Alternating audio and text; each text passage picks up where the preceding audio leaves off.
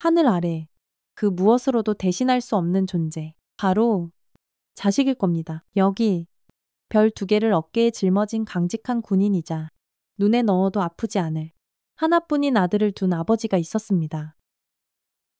그런데 청천벽력 같은 소식이 들려옵니다. 특수부대에 입대한 아들이 싸늘한 주검이 되어 돌아온 겁니다. 온몸이 피멍투성이인 아들의 마지막 모습을 본 아버지의 심정은 어땠을까요? 단순 사고가 아님을 직감한 순간 그의 가슴 속에서는 뜨거운 불길이 치솟았습니다. 아들의 억울한 죽음 뒤에 숨겨진 추악한 진실, 그리고 아들을 그렇게 만든 자들을 향한 한 아버지의 처절하고도 통쾌한 분노. 과연 이 아버지는 아들의 한을 풀어줄 수 있을까요? 그 충격적인 진실과 소름 돋는 복수의 과정이 지금 바로 시작됩니다. 그 전에 잠깐 구독과 좋아요 먼저 꼭 눌러주시면 복 받으실 거예요. 새벽 4시 반이면 어김없이 눈을 뜨는 이강철 소장이었습니다. 창밖은 아직 한밤중처럼 짙은 어둠에 잠겨 있었지만 그의 하루는 이미 시작된 것이나 다름없었죠. 군복을 입고 허리를 꼿꼿이 펼 때마다 어깨 위에 별 2개가 묵직한 책임감으로 다가왔습니다. 평생을 군에 몸담아 국가에 헌신해온 그였지만 그런 강철에게도 세상 그 무엇과도 바꿀 수 없는 심장보다 더 귀한 존재가 있었으니 바로 외아들 이로운이었습니다. 로운이는 이름 그대로 이롭고 반듯하게 자라준 강철에게는 삶의 빛이자 유일한 약점이기도 했습니다. 아들 로운이가 아직 작고 여린 손으로 제 아비의 군복자락을 붙잡고 놓지 않던 시절이 있었습니다. 잦은 훈련과 비상 상황으로 집을 비우기 일쑤였던 강철은 늘 아들에게 미안한 마음을 품고 살았죠. 하지만 로운이는 단 한 번도 아버지를 원망하거나 투정을 부린 적이 없었습니다. 오히려 또래 아이들이 만화 주인공을 이야기할 때 우리 아버지가 최고로 멋있다며 자랑하고 다니던 속 깊은 녀석이었어요. 그런 아들이 훌쩍 자라 아버지의 길을 따르겠다며 그것도 가장 힘들다는 특수부대에 지원하겠다고 했을 때 강철의 가슴은 뜨거운 무언가가 울컥 치밀어 오르면서도 한편으로는 서늘한 불안감에 휩싸였습니다. 그 길이 얼마나 고되고 위험한 길인지 수많은 부하들의 삶과 죽음을 지켜봐온 그로서는 누구보다 잘 알고 있었기 때문이었죠. 로운아, 정말 괜찮겠느냐? 강철은 아들의 두 어깨를 잡고 진심으로 물었습니다. 특수부대는 네가 상상하는 것 이상으로 힘들고 위험천만한 곳이다. 아비는 네가 조금 더 평탄한 길을 갔으면 하는 바람도 있구나. 그의 목소리에는 평소의 위험 대신 아버지로서의 간절한 걱정이 묻어났습니다. 로운이는 그런 아버지의 눈을 피하지 않고 정면으로 마주보며 또렷하게 대답했죠. 아버지, 저도 각오하고 있습니다. 하지만 이겨내고 싶습니다. 아버지의 아들로서 그리고 대한민국 군인으로서 제 자신에게 부끄럽지 않은 길을 가고 싶습니다.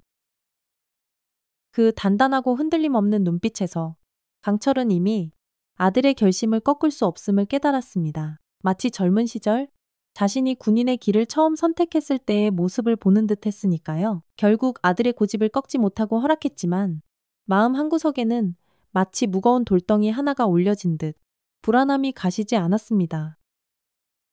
그렇게 로운이는 뜨거운 여름 햇살 아래 아버지의 걱정을 뒤로하고 특수부대 훈련소로 향했습니다.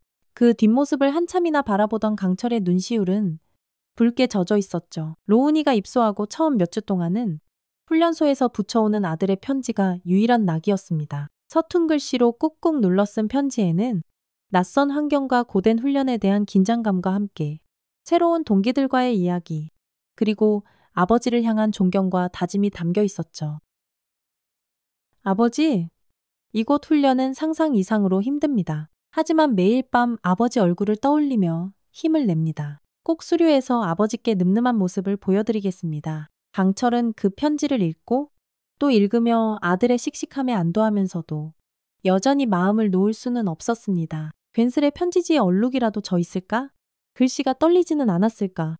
노심초사하며 아들의 안위를 걱정하는 것은 어쩔 수 없는 아버지의 마음이었죠.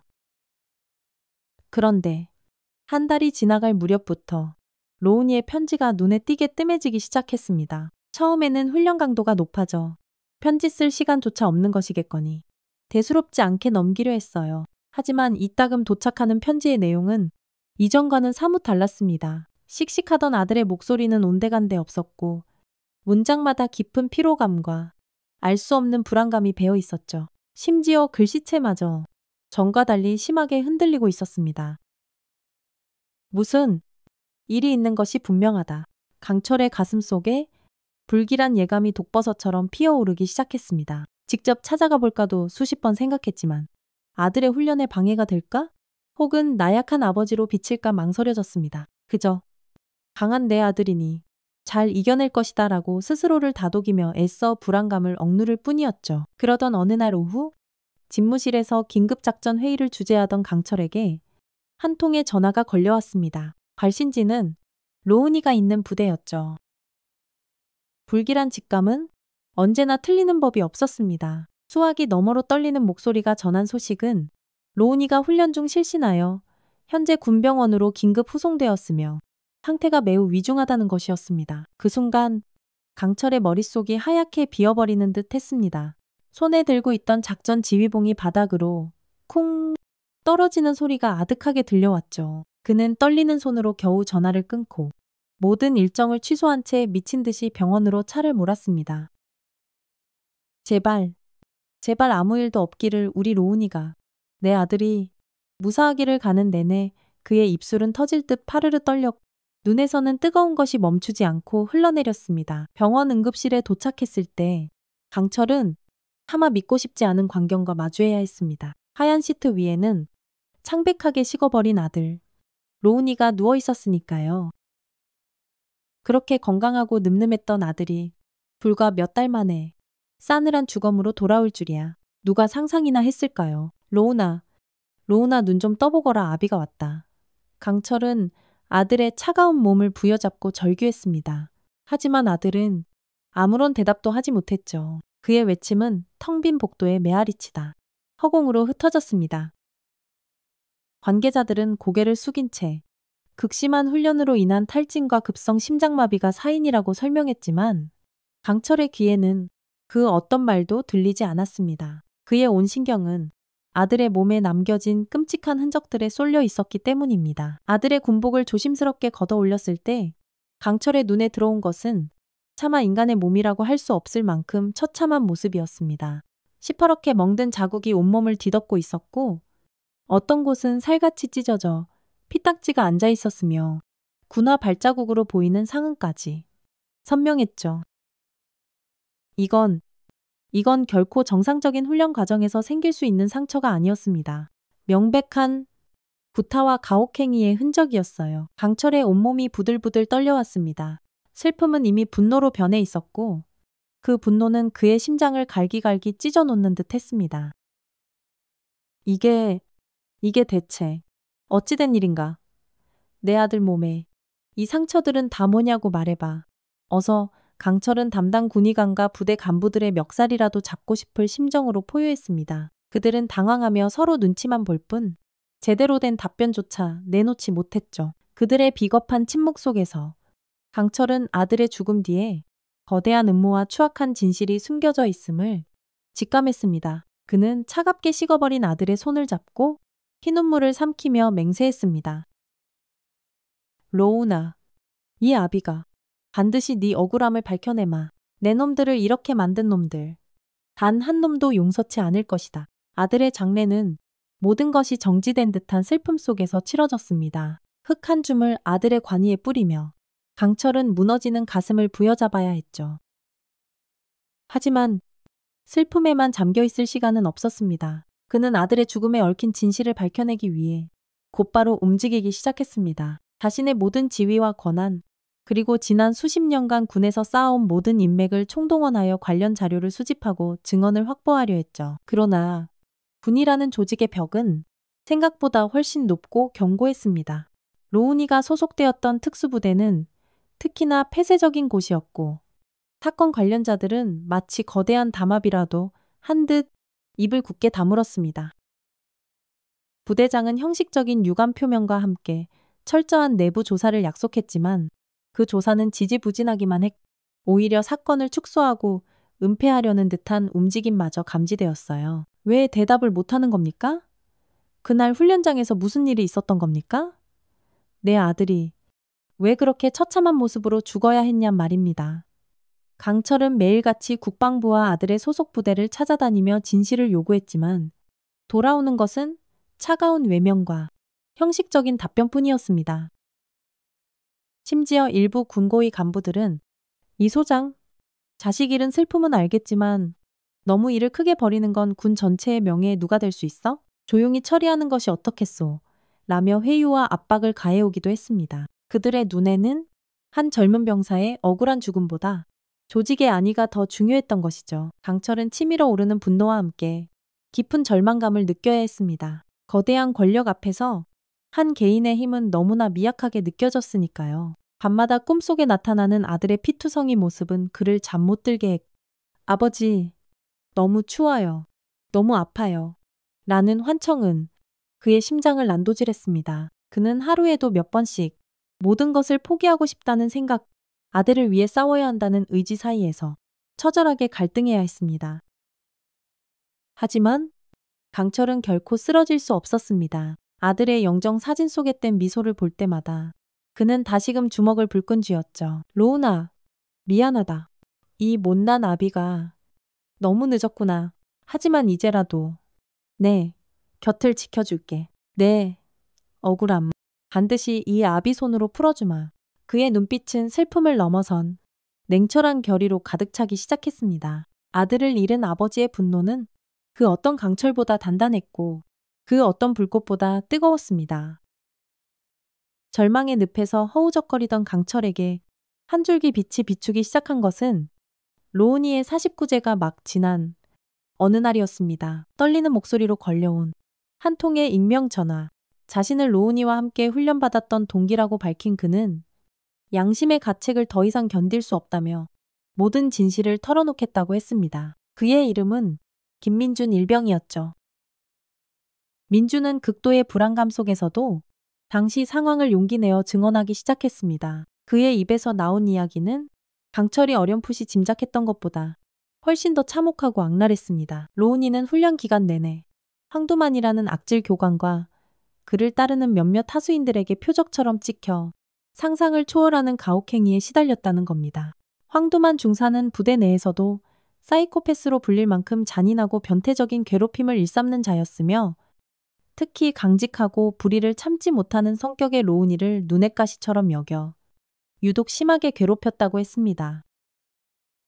로운이 형은 정말 하루도 편할 날이 없었습니다.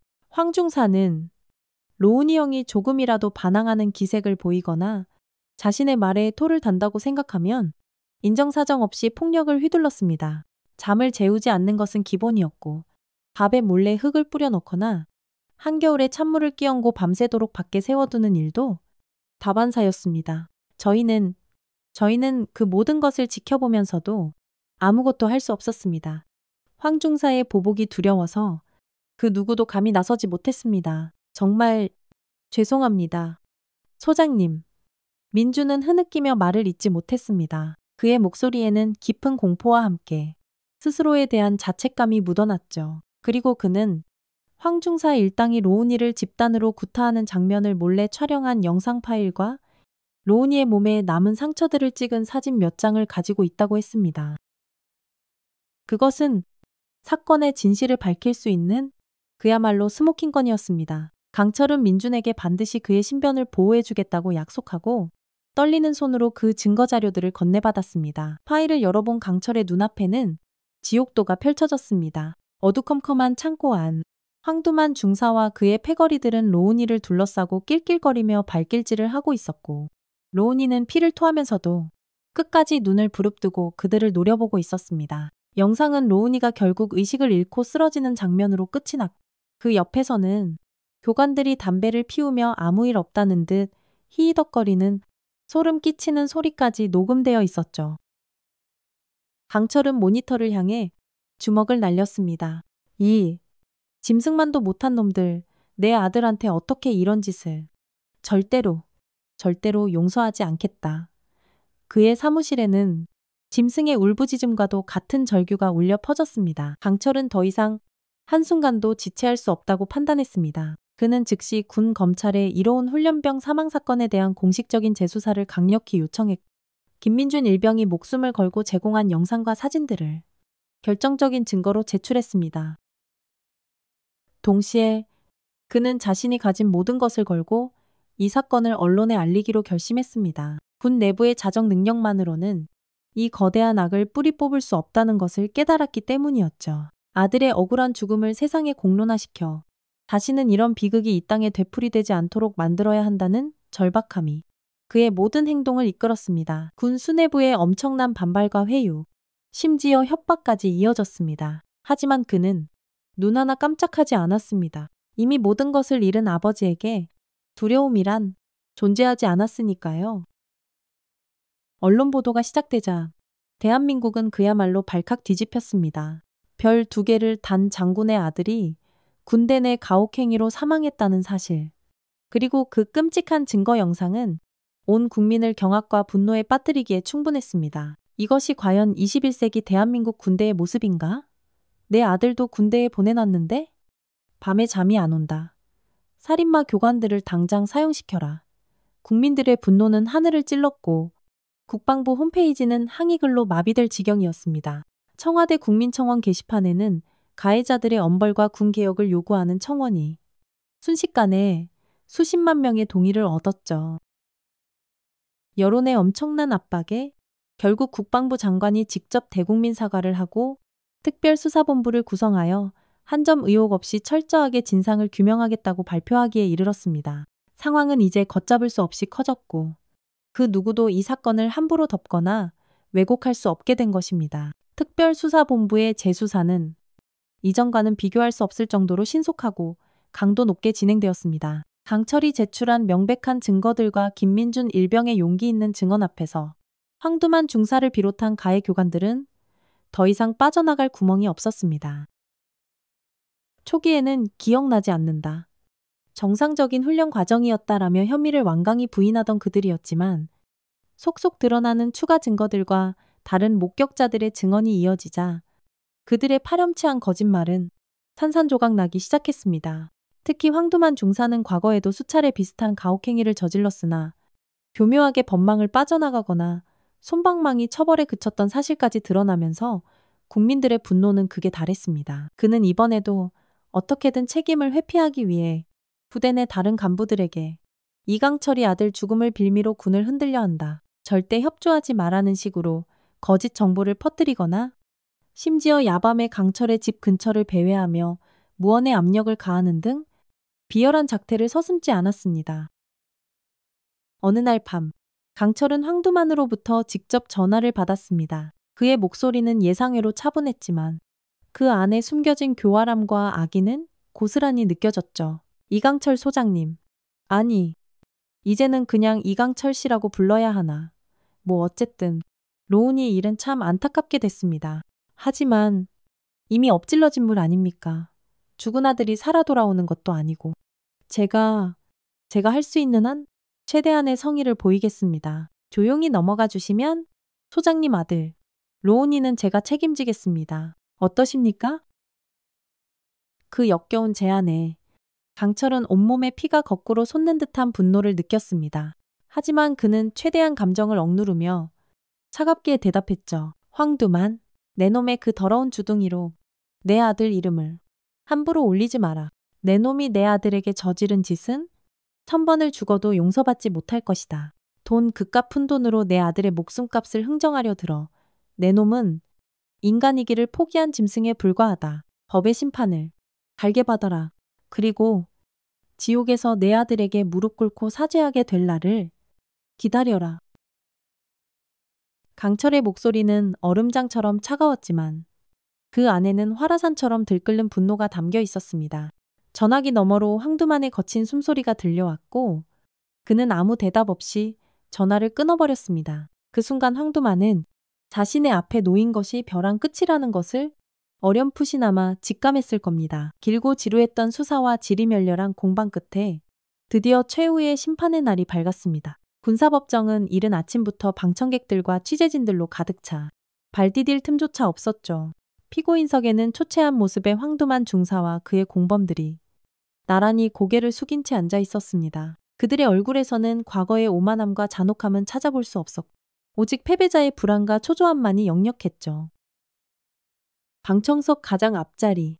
강철은 아들 로운이의 영정사진을 품에 안고 굳은 표정으로 그들을 응시하고 있었습니다. 그의 눈빛은 수많은 밤을 지새우며 흘렸을 눈물 때문인지 붉게 충혈되어 있었지만 그 안에는 한치의 흔들림도 없는 강인한 의지가 서려 있었습니다. 재판장이 낮은 목소리로 판결문을 읽어 내려가기 시작했습니다. 법정 안의 모든 소리가 멎은 듯 숨막히는 정적만이 감돌았죠. 피고인 황두만은 군형법상 직권남용, 가혹행위 및 폭행치사 등의 혐의가 모두 인정되는 바 이에 징역 30년을 선고한다.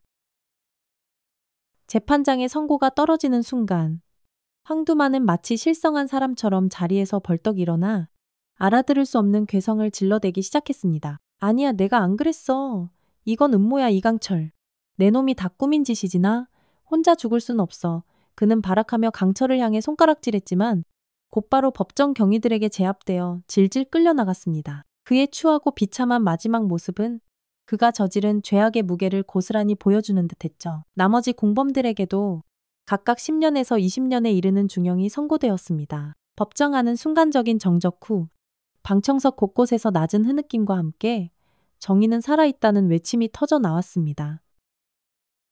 모든 것이 끝난 순간 강철은 품에 안고 있던 아들의 영정사진을 가만히 내려다보았습니다. 사진 속 로운이는 여전히 해맑게 웃고 있었죠. 강철의 눈가에서 뜨거운 눈물 한 방울이 아들의 얼굴 위로 뚝 떨어졌습니다. 그것은 슬픔의 눈물만은 아니었습니다. 아들의 억울한 죽음 앞에서 무력했던 아버지로서의 죄책감을 조금이나마 덜 수 있게 되었다는 안도감, 그리고 길고 험난했던 싸움이 마침내 끝났다는 허탈감이 뒤섞인 아주 복잡한 눈물이었죠.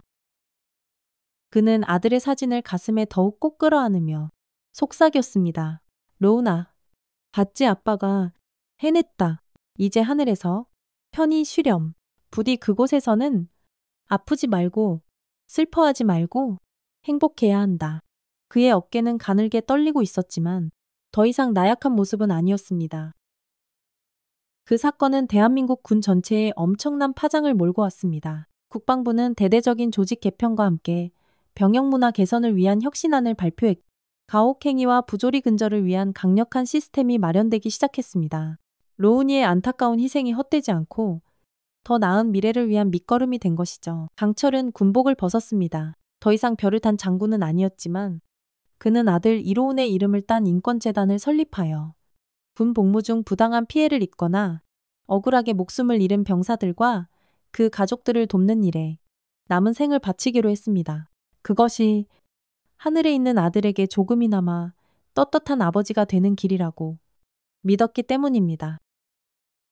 몇 해가 지난 어느 봄날, 강철은 로운이가 잠들어 있는 국립묘지를 찾았습니다. 따스한 햇살 아래 아들의 묘비 앞에는 어느새 이름 모를 들꽃들이 소담하게 피어 있었죠. 강철은 준비해간 하얀 국화한 다발을 헌화하고 한참 동안 아들의 묘비를 어루만졌습니다. 그의 입가에는 희미하지만 따뜻한 미소가 걸려 있었어요. 로운아, 잘 지내고 있느냐? 네가 떠난 빈자리는 여전히 크고 허전하지만 아빠는 내 몫까지 열심히 살아가고 있단다. 네가 뿌린 씨앗들이 이제 조금씩 싹을 틔우고 있는 것 같아. 하늘에서도 늘 지켜봐 주렴. 사랑한다. 내 아들. 그는 나지막이 속삭이며 하늘을 올려다보았습니다. 파란 하늘 위로 마치 로운이의 웃는 얼굴 같은 뭉게구름이 평화롭게 떠 있었습니다. 한 사람의 억울한 죽음이 다시는 반복되지 않기를 바라는 마음, 자식을 가슴에 묻는 슬픔을 그 누구도 겪지 않기를 바라는 마음은 우리 모두의 염원일 겁니다. 이 이야기가 지금 이 순간에도 보이지 않는 곳에서 고통받고 있을지 모를 이들에게 작은 용기와 위로가 되기를, 그리고 우리 사회가 한 걸음 더 성숙해지는 계기가 되기를 진심으로 바라봅니다. 혹시 여러분 주변에도 이런 안타까운 사연이 있다면, 혹은 불의에 맞서 싸우는 누군가에게 힘을 보태고 싶다면 주저하지 말고 그 목소리에 귀 기울여 주십시오. 작은 관심과 연대가 세상을 바꾸는 큰 힘이 될 수 있다는 것을 잊지 않았으면 좋겠습니다. 이 땅의 모든 아들, 딸들이 안전하고 행복한 세상에서 살아갈 수 있기를 간절히 기도합니다. 오늘의 사연. 어떻게 들으셨나요? 여러분이 원하는 결말을 댓글로 남겨주시면 제작에 참고하겠습니다. 지금까지 구독자분들과 함께 결말을 만드는 채널 노후의 명작이었습니다. 오늘도 귀한 시간 내어주시고 끝까지 시청해주신 구독자 여러분 진심으로 감사드립니다. 그리고 사랑합니다. 다음 영상을 누르시기 전에 잠깐 구독과 좋아요 먼저 꼭 눌러주시면 부자 되실 거예요.